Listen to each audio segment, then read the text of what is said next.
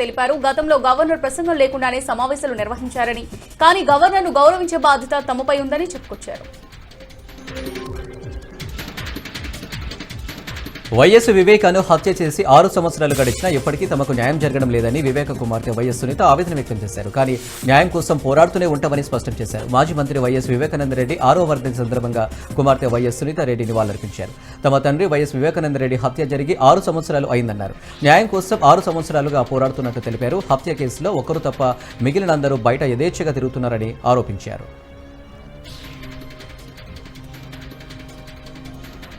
బీజేపీపై Congress కుట్రలకు తెరలేపిందని Rajya Sabha MP Laxman సంచలన వ్యాఖ్యలు చేశారు. దక్షిణాదిలో బీజేపీ శరవేగంగా బలపడుతోందని, అందుకే డీలిమిటేషన్ పేరుతో తమిళనాడులో అధికారంలో ఉన్న డీఎంకే దేశవ్యాప్తంగా దుష్ప్రచారం చేస్తోందని మండిపడ్డారు. 2026 తర్వాతే డీలిమిటేషన్ ప్రక్రియ ప్రారంభమవుతుందని తెలిపారు. జగదీష్ రెడ్డి సస్పెన్షన్ పై ఆ పార్టీ అధినేత కేసీఆర్ ఆమరణ నిరాహార దీక్ష చేస్తామనడం విడ్డూరంగా ఉందని భువనగిరి ఎంపీ చావలి కిరణ్ కుమార్ రెడ్డి అన్నారు. దళితులపై, దళిత నాయకులపై బీఆర్ఎస్ కున్న ఆలోచన విధానం తెలంగాణ ప్రజలు గమనిస్తున్నారని తెలిపారు. ఉద్యమ సమయం నుంచే కేసీఆర్ దళితులను మోసం చేశారని ఆరోపించారు.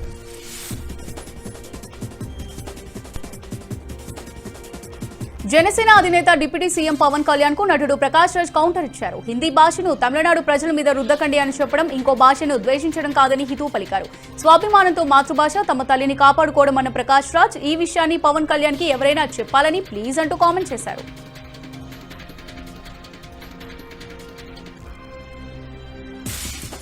దేశవ్యాప్తంగా శ్రీ చైతన్య కాలేజీలో భారీ అక్రమాలు వెలుగులోకి వచ్చాయి. 5 రోజుల పాటు సోదాలు నిర్వహించిన ఐటీ 230 కోట్ల రూపాయల ట్యాక్స్ ఎగ్గొట్టినట్టు గుర్తించింది. సోదాలు 5 కోట్ల నగదు స్వాధీనం చేసుకున్నారు ఐటీ అధికారులు. ఏడాదిలో 230 కోట్ల రూపాయలతో భారీ ఆస్తులు కొనుగోలు చేసినట్టు వెల్లడైతే విద్యార్థుల నుంచి నగదు రూపంలో డబ్బులు తీసుకుని ఆస్తులు కొనుగోలు చేస్తున్నట్టు తెలుస్తుంది. అయితే ట్యాక్స్ చెల్లించేందుకు ఓ సాఫ్ట్వేర్, ట్యాక్స్ చెల్లించకుండా ఉండేందుకు మరో సాఫ్ట్వేర్ ఏర్పాటు చేసుకున్నట్లు సమాచారం.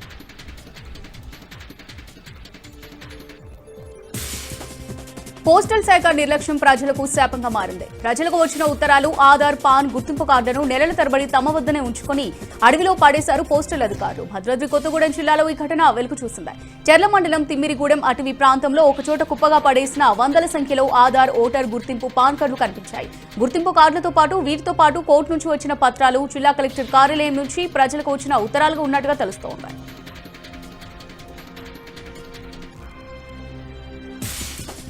హైదరాబాద్ గచ్చిబౌలి డీఎల్ఎఫ్ వద్ద జీహెచ్ఎంసీ అధికారులు భారీ షెడ్ను కూల్చివేస్తున్నారు. హైకోర్టు ఆదేశాల మేరకు అక్రమ నిర్మాణ షెడ్ను కూల్చివేశారు జీహెచ్ఎంసీ అధికారులు. పోలీసు బందోబస్తు సహాయంతో అక్రమ నిర్మాణ షెడ్ను కూల్చివేస్తున్నారు జీహెచ్ఎంసీ అధికారులు.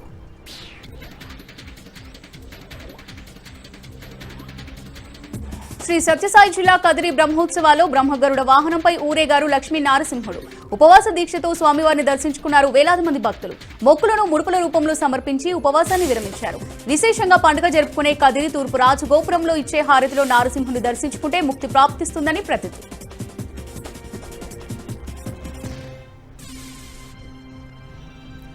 పల్నాడు జిల్లా సత్తెనపల్లి స్వర్ణాంధ్ర స్వచ్ఛాంధ్ర కార్యక్రమంలో కలెక్టర్ అరుణ్ బాబు పాల్గొన్నారు. పరిసరాల పరిశుభ్రత గురించి ప్రత్యేక డ్రైవ్ నిర్వహించారు. ప్లాస్టిక్ సంచుల వినియోగం చేయవద్దని హెచ్చరించారు.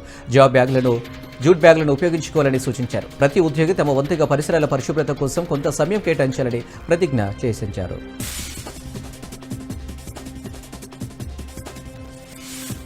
కృష్ణా జిల్లా ఉయ్యూరులో కలెక్టర్ బాలాజీ పర్యటించారు. స్వర్ణాంధ్ర స్వచ్ఛాంధ్ర కార్యక్రమాన్ని ప్రారంభించారు. ప్రతి ఇంటికి తిరిగి పారిశుద్ధ్య సిబ్బంది పనితీరు అడిగి తెలుసుకున్నారు. ప్లాస్టిక్ రహిత గ్రామాన్ని తీర్చిదిద్దాలని పిలుపునిచ్చారు. దుకాణాల వద్దకు వెళ్లి ప్లాస్టిక్ కవర్లు విక్రయించవద్దని, వాటి స్థానంలో కాటన్ బ్యాగ్స్ అమ్మాలని కోరారు. సిబ్బంది చేత స్వచ్ఛాంధ్ర స్వర్ణాంధ్ర ప్రతిజ్ఞ చేయించారు.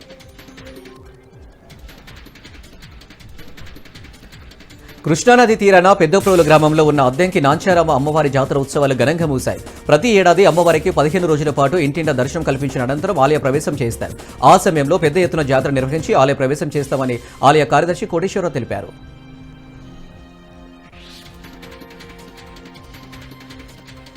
హన్మకొండ జిల్లా హసన్పర్తి శ్రీ ఎర్రగట్టు వెంకటేశ్వర స్వామి జాతర ఘనంగా జరిగింది.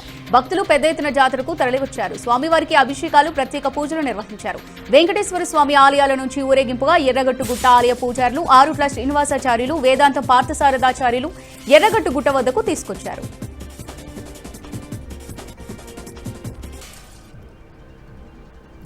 నెల్లూరు జిల్లా బోగోలు బీలకూట క్షేత్ర ప్రసన్న వెంకటేశ్వర స్వామి కళ్యాణ మహోత్సవం అంగరంగ వైభవంగా నిర్వహించారు. స్వామివారి కళ్యాణానికి రాష్ట్ర ప్రభుత్వం తరపున దేవాదాయ శాఖ మంత్రి ఆనం రామనారాయణరెడ్డి పట్టు వస్త్రాలు సమర్పించారు.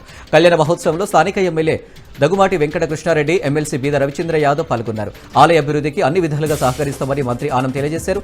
ఆలయ అభివృద్ధిలో దాతలు పెద్ద ఎత్తున ముందుకు రావడం శుభ పరిణామమన్నారు మంత్రి ఆనం.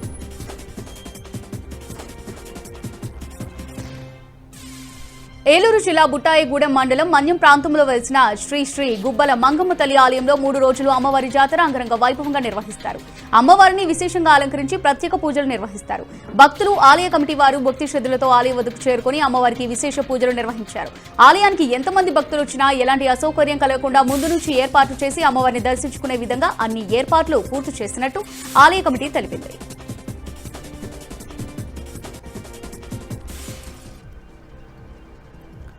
బాపట్ల జిల్లా చీరాలలో వెలిసిన శ్రీ వేదవల్లి కనకవల్లి సమేత శ్రీ వీర రాఘవ స్వామివారి వార్షిక బ్రహ్మోత్సవాలు ఘనంగా జరుగుతున్నాయి. శ్రీ వేదవల్లి కనకవల్లి సమేత శ్రీ రాఘవ స్వామి కళ్యాణం కన్నుల పండుగ సాగింది. తెల్లవారుజామునే ఆలయ అర్చకులు వాసుదేవాచార్యులు స్వామి అమర్లకు జలాభిషేకం, పంచామృతాభిషేకం నిర్వహించారు. ఈ కళ్యాణ మహోత్సవంలో సిఎస్ శ్రీనివాసరావు పాల్గొని స్వామివారికి ప్రత్యేక పూజలు చేశారు. ఆలయ కార్యనిర్వహణాధికారి చిన్ని కృపారావు దంపతులు అమ్మవార్లకు పట్టు వస్త్రాలు, ముత్యాలు, తలంబ్రాలు అందించారు. అత్యంత ఘనంగా జరిగిన ఈ కళ్యాణోత్సవాన్ని తిలకించేందుకు భక్తులు అధిక సంఖ్యలో తరలివచ్చారు. తిరుమలలో పౌర్ణమి గరుడ సేవ వైభవంగా జరిగింది. సల్వాలంకర భూషితుడైన మలయప్ప స్వామివారు తన ప్రియభక్తుడైన గరుడునిపై అధిష్ఠించి వాహన మండపం నుంచి ఊరేగింపుగా బయలుదేరారు. శోభాయమానంగా 4 మాడ వీధుల్లో ఊరేగిన శ్రీవారి గరుడ వాహనాన్ని పెద్ద సంఖ్యలో భక్తులు దర్శించుకున్నారు. అడుగడుగునా గోవింద నామస్మరణల కళాకారుల ప్రదర్శన నడుమ స్వామివారి వాహన సేవ కనుల పండుగగా సాగింది.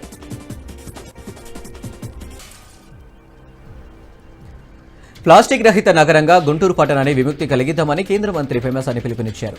8 విభాగాలుగా ఉన్న విద్యార్థులతో కలిసి కేంద్ర మంత్రి పెమ్మసాని ప్లాస్టిక్ వ్యర్థాలు తొలగించారు. జాతీయ రహదారి 16పై ఇరుపక్కల ఉన్న ప్లాస్టిక్ వ్యర్థాలను తొలగించారు. ప్లాస్టిక్ రహిత నగరంగా తీర్చిదిద్దామని ప్రమాణం చేయించారు పెమ్మసాని.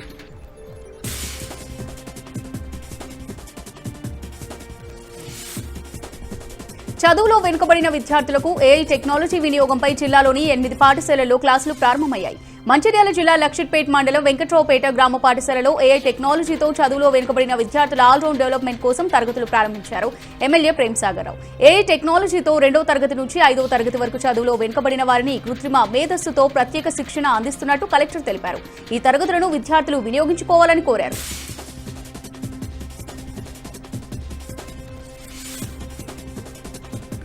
ఎస్సీ వర్గీకరణకు అడుగులు వేస్తున్న సీఎం చంద్రబాబు ప్రభుత్వానికి మాజీ మంత్రి డాక్టర్ మాణిక్య వరప్రసాద్ ధన్యవాదాలు తెలిపారు.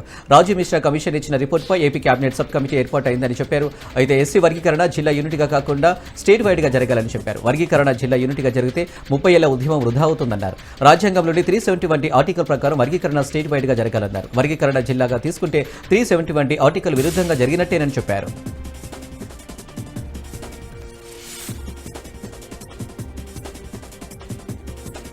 గత 2 సంవత్సరాల నుంచి చైన్ స్టార్చింగ్లకు పాల్పడుతూ తప్పించుకు తిరుగుతున్న నిందితులను తెనాలి పోలీసులు ఛేదించినట్టు గుంటూరు ఎస్పీ ఎస్ సతీష్ కుమార్ తెలిపారు. 7 నిందితులను అరెస్ట్ చేసి వారి వద్ద 16,12,000 రూపాయలు, సుమారు 162 గ్రాముల బంగారు ఆభరణాలు, 5 బైకులు స్వాధీనం చేసుకున్నారు. ఈ నేరానికి పాల్పడిన వ్యక్తి పోతర్లంక సాయి మాధవ్గా గుర్తించారు. వ్యసనాలు, సరదాలు, జల్సాల కోసమే చైన్ స్నాచింగ్కు పాల్పడినట్టు పోలీసులు వెల్లడించారు.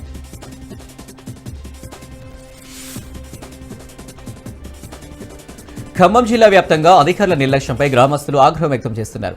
ఉపాధ్యాయుల ఎమ్మెల్సీ ఎన్నికల కారణంగా రాజకీయ నాయకుల విగ్రహాలు, శంకుస్థాపన, శిలాఫలకాలపై అధికారులు ముసుగులు వేశారు. ఎలక్షన్ కోడ్ ఫలితంగా కూడా వెల్లడయ్యాయి. కోడ్ ముగిసి రోజులు గడుస్తున్నా మండలంలో పలు ప్రాంతాల్లో నాయకుల విగ్రహాలకు వేసిన ముసుగులు తొలగించలేదు. అధికారులు చర్యలు తీసుకోవడంపై పలు విమర్శలు వ్యక్తమవుతున్నాయి.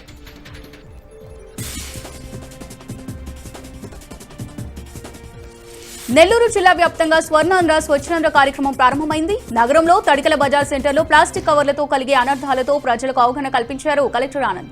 ప్రజలందరికీ క్లాత్ బ్యాగ్లను పంపిణీ చేశారు. స్టోన్ హౌస్ పేట ప్రాంతంలో పర్యటిస్తూ ప్రజలకు, దుకాణదారులకు ప్లాస్టిక్ వాడకం వల్ల కలిగే అనర్థాలను వివరించారు. జిల్లాలోని అన్ని మున్సిపాలిటీలు, పంచాయతీల్లో ప్రజలను భాగస్వామ్యం చేస్తామన్నారు. ప్లాస్టిక్ వాడకం నిషేధంపై అవగాహన కార్యక్రమాలు నిర్వహిస్తామని కలెక్టర్ అన్నారు.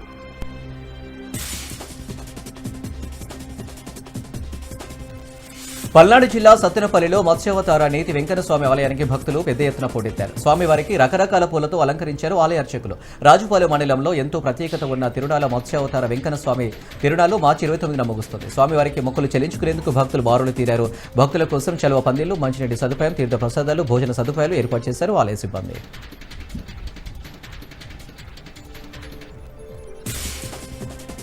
తూర్పుగోదావరి జిల్లాలో స్వర్ణాంధ్ర స్వచ్ఛంద ర్యాలీని ప్రారంభించారు జిల్లా కలెక్టర్. కార్యక్రమంలో మంత్రి కందుల దుర్గేష్, అధికారులు పాల్గొన్నారు. సింగిల్ యూజ్ ప్లాస్టిక్ వినియోగాన్ని నివారిద్దామని మంత్రి అన్నారు. ప్లాస్టిక్ రహిత సమాజం కోసం మేము సైతం అంటూ ప్రతి ఒక్కరూ ముందుకు రావాలని పిలుపునిచ్చారు.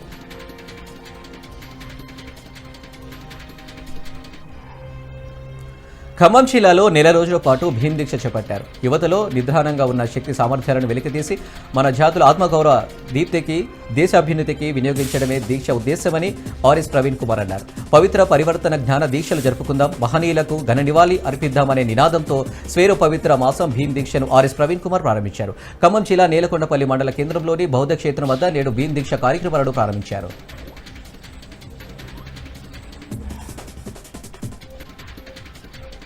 జగిత్యాల జిల్లాలో యోగ నరసింహుని తెప్పోత్సవం ఘనంగా నిర్వహించారు. బ్రహ్మోత్సవాలకు వేలాది మంది భక్తులు హాజరయ్యారు. నవ నారసింహ క్షేత్రాల్లో ఒకటైన ఈ ఆలయంలో కోనేరులో శ్రీ యోగ లక్ష్మీ నరసింహస్వామి తెప్పోత్సవం, డోలోత్సవం కన్నుల పండుగగా జరిగింది. ఈ తెప్పోత్సవంలో పెద్ద ఎత్తున భక్తులు పాల్గొని స్వామివార్లను దర్శించుకున్నారు. తెప్పోత్సవంలో ప్రభుత్వ విప్ అడ్డూరి లక్ష్మణ్ కుమార్ పాల్గొన్నారు.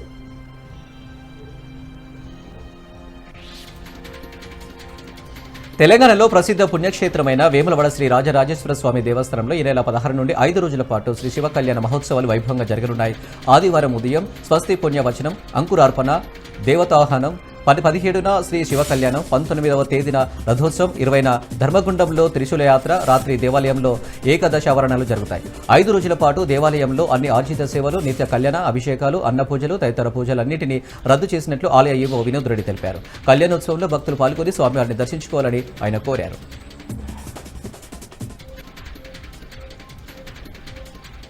మహదేవాపూర్ మండలంలో పవిత్ర పుణ్యక్షేత్రం కాళేశ్వరంలో ఇసుక అక్రమార్కులు త్రివేణి సంగమ గోదావరి తీరంలో ఇసుకను తోడేస్తూ ట్రాక్టర్లతో అక్రమంగా రవాణా చేస్తూ దండుకుంటున్నారు. మైనింగ్ రెవెన్యూ శాఖ అధికారులు పట్టించుకోకపోవడంతో ఇసుక అక్రమార్కులు ఆడిందే ఆట పాడిందే పాటగా ఇష్టారాజ్యంగా వ్యవహరిస్తున్నారు. అధిక వేగంతో ట్రాక్టర్లు నడుపుతూ రాత్రి వేళల్లో కాలనీ వాసులకు కంటి మీద కునుకు లేకుండా చేస్తున్నారు. ఇసుకను తోడేస్తుండటంతో భారీగా గోతులు ఏర్పడుతున్నాయి. భూగర్భ జలాలు అడుగంటిపోయే అవకాశం ఉందని పలువురు అభిప్రాయం వ్యక్తం చేస్తున్నారు. కలెక్టర్ సూచనలు పట్టించుకోకుండా ట్రాక్టర్ యజమానులు ఇష్టారీతిగా ఇసుక అక్రమ దందా కొనసాగిస్తున్నారు. ఇప్పటికైనా అక్రమ రవాణా అరికట్టి ట్రాక్టర్లను సీజ్ చేయాలని స్థానికులు డిమాండ్ చేస్తున్నారు.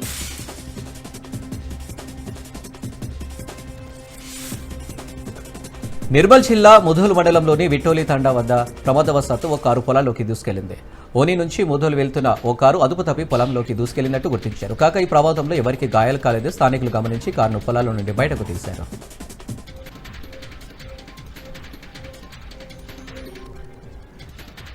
ప్రకాశం జిల్లా ముండ్లమూరు మండలంలో దొంగలు హల్చల్ చేశారు. దేవాలయాలే టార్గెట్ గా చేసుకుని అర్ధరాత్రులు దేవాలయాల్లో దొంగతనాలకు పాల్పడుతున్నారు.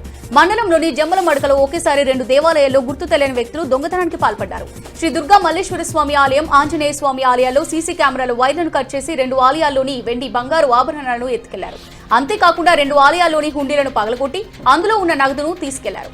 స్థానికుల సమాచారంతో డాగ్ స్క్వాడ్ తో దొంగతనాలకు పాల్పడ్డ వారి వివరాలను సేకరిస్తున్నారు. త్వరలో దొంగలను పట్టుకుని చట్టపరమైన చర్యలు తీసుకుంటామని సీఐ రామారావు తెలిపారు. తెలంగాణ సీఎం రేవంత్ దిష్టిబొమ్మ దహనం చేసిన బీఆర్ఎస్ కార్యకర్తలను అరెస్టు చేయాలని కాంగ్రెస్ మాజీ ప్రధాన కార్యదర్శి చేకలోకేర శ్రీనివాస్ చాదర్ఘట్ పిఎస్లో ఫిర్యాదు చేశారు. ముఖ్యమంత్రి రేవంత్ రెడ్డి మనోభావాలు దెబ్బతినే విధంగా వ్యవహరించడం పట్ల తీవ్ర స్థాయిలో మండిపడ్డారు. రేవంత్ రెడ్డిని కించపరిచే విధంగా వ్యవహరించిన బీఆర్ఎస్ నాయకులపై కేసులు నమోదు చేసి చట్టపరంగా కఠిన చర్యలు తీసుకోవాలని డిమాండ్ చేశారు. భద్రాద్రి కొత్తగూడెం జిల్లాలో పోలీసుల ఎదుట భారీగా మావోయిస్టులు లొంగిపోయారు. పోలీస్ హెడ్ క్వార్టర్స్ లో Telangana multi zone 1 IGP Chandrashekar Reddy ఎదుట 64 మంది మావోయిస్టులు లొంగిపోయారు. లొంగిపోయిన వారంతా ఛత్తీస్గఢ్ రాష్ట్రానికి చెందిన బీజాపూర్, సుక్మా జిల్లాకు చెందిన వారే. లొంగిపోయిన వారిలో మహిళలు 16-48 మంది దళ సభ్యులు ఉన్నట్టు వెల్లడించారు. పోలీసు అధికారులు, తెలంగాణ పోలీసులు చేపట్టిన కార్యక్రమాలు, ప్రోత్సాహకాలతో వీరంతా ఉద్యమాన్ని వదిలేసి జనజీవన స్రవంతిలో కలుస్తున్నారని తెలిపారు. లొంగిపోయిన మావోలందరికీ ఒక్కొక్కరికి 25,000 చొప్పున మొత్తం 16 లక్షల ప్రోత్సాహకాలు అందజేస్తున్నట్టు చెప్పారు. కాకినాడ జిల్లాలో విషాద ఘటన చోటు చేసుకుంది. ఇద్దరు కుమారులను చంపి తండ్రి ఆత్మహత్యకు పాల్పడ్డాడు. ఓఎన్జీసీలో అసిస్టెంట్ అకౌంటెంట్ గా పనిచేస్తున్న చంద్రకిషోర్ పిల్లల చేతులు కాళ్ళు కట్టేసి బకెట్లో ముంచి చంపేశాడు. అనంతరం తాను ఊరేసుకుని ఆత్మహత్య చేసుకున్నాడు. హోలీ వేడుకలు జరుపుకుందామని భార్య పిల్లల్ని తీసుకుని ఆఫీస్కు వెళ్లాడు చంద్రకిషోర్. భార్యను అక్కడే ఉంచి పిల్లలకు యూనిఫామ్ కోసం టైలర్ దగ్గరికి తీసుకెళ్తా అని చెప్పి ఇంటికి తీసుకెళ్లి దారుణానికి పాల్పడ్డాడు. చంద్రకిషోర్ సూసైడ్ నోట్ రాశారు. ఈ ఘటనపై పోలీసులు అన్ని కోణాల్లో విచారణ చేస్తున్నారు.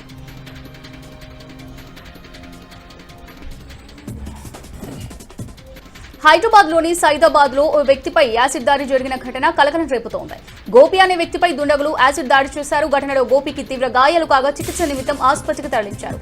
ప్రస్తుతం భూలక్ష్మమ్మ ఆలయంలో అకౌంటెంట్ గా పనిచేస్తున్నాడు గోపి. బాధితుడి ఫిర్యాదుతో కేసు నమోదు చేసిన పోలీసులు దర్యాప్తు చేపట్టారు. సీసీ ఫుటేజ్ ను పరిశీలించిన పోలీసులు దుండగుడి కోసం గాలింపు చర్యలు చేపట్టారు. సిద్దిపేట జిల్లా దుబ్బాక మండలం హబ్సీపూర్లో దారుణం చోటు చేసుకుంది. మహాత్మాగాంధీ జ్యోతిరావు పూలే పాఠశాల విద్యార్థి బాలుర హాస్టల్ బాత్రూంలో ఆత్మహత్యకు పాల్పడ్డాడు.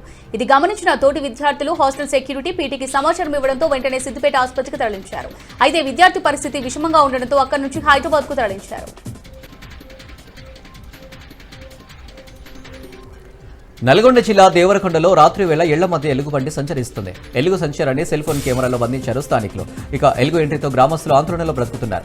ఇళ్ల మధ్యనే ఎలుగు సంచరిస్తుండటంతో అటవీశాఖ అధికారులకు సమాచారం ఇచ్చారు గ్రామస్తులు.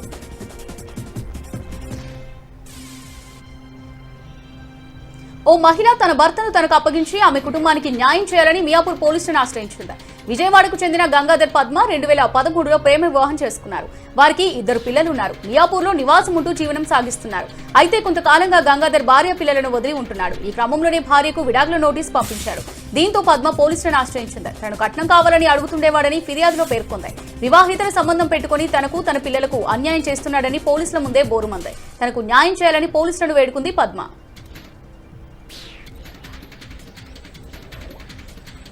ఉమ్మడి శ్రీకాకుళం జిల్లా పాలకొండలో ఏటీఎం క్లోనింగ్ మోసాలకు పాల్పడుతున్న మహారాష్ట్ర చెందిన 2 నేరగాళ్లను పాలకొండ పోలీసులు చాకచక్యంగా అరెస్టు చేశారు. ముంబైకి చెందిన విజయ్ ద్వివేది, అఫ్సర్ ఖాన్ రాష్ట్రంలో వృద్ధులు నిరక్షరాస్యుల టార్గెట్గా మోసం చేస్తున్నారు. ఈ క్రమంలోనే పాలకొండ వచ్చిన 2 అరెస్టు చేసి రిమాండ్కు తరలించారు. సత్యసాయి జిల్లాలో తాగుబోతు వింత ప్రయాణం తీవ్ర భయాందోళనకు గురిచేసింది. తాగుబోతు బస్సు వెనకపై చక్రం పక్కన స్పేర్ టైర్ మీద పడుకుని ప్రయాణించిన ఘటన సంచలనమైంది. టికెట్ డబ్బు లేదన్న కారణంతో ఆర్టీసీ బస్సు వెనుక వైపు టైర్ పక్కన స్పేర్ టైర్ ఎక్కి పడుకుని ప్రయాణించాడు. ఆర్టీసీ బస్సు వెనుక వైపు వస్తున్న బైక్ వాహనదారుడు ఆ తాగుబోతుని గమనించాడు. బస్సు డ్రైవర్కు సమాచారం అందించాడు. మందలించి అతన్ని బయటికి రప్పించారు.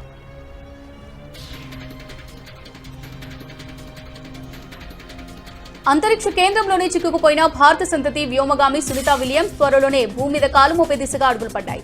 నాసా స్పేస్ ఎక్స్ లో తాజాగా క్రూ 10 మిషన్ ను చేపట్టాయి. 4 వ్యోమగాములతో కూడిన ఫాల్కన్ 9 కెనడీ స్పేస్ సెంటర్ నుంచి నింగిలోకి దూసుకెళ్లింది.